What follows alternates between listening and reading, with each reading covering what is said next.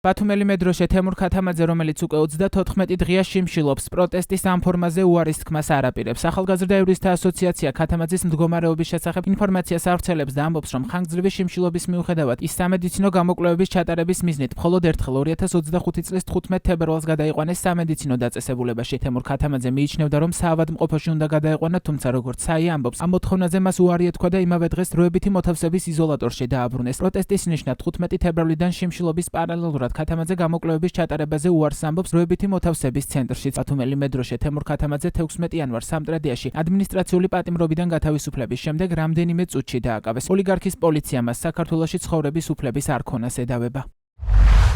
ივანიშვილის რეჟიმის წინააღმდეგ ბრძოლის ველზე მზია ამაღლობელის შემდეგ შიმშილობის დროშა ახლა მე ბათუმელმა მედროშემ ავიღე ხელში და ჩემ შიმშილობას გავაგრძელებ ბოლომდე როგორც 9 ძმა ხერხეულიძე, ვინაიდან მიმაჩნია რომ სამშობლო უფრო ღირებულია ვიდრე სიცოცხლე. როგორც იყო ჩვენი, ანუ ჩვენებურების ბელადი ახმედ მელაშვილისთვის, ასევე მიხა ხელაშვილისთვის, მარო მაყაშვილისთვის, ქაქუცა ჩოლოყაშვილისთვის, ხასან თხილაიშვილისთვის, ლომან ეფენდი ქაცარავასთვის, გულუ აღა კაიკაციშვილისთვის, მემედ აბაშიძისთვის, იუსუფ ქათამაძისთვის, მერაბ კოსტავასთვის და ზვიად გამსახურდიასთვის. საქართველოს ეროვნული გმირი გიორგი ანწუხელიძე არასდროს არ დანებდე. ასევე უარს ვაცხადებ მიგრაციის დროებითი დაკავების ცენტრში ყოველდღიურ ექიმებთან კონსულტაციასთან გასვლაზე და ანალიზების ჩატარებაზე.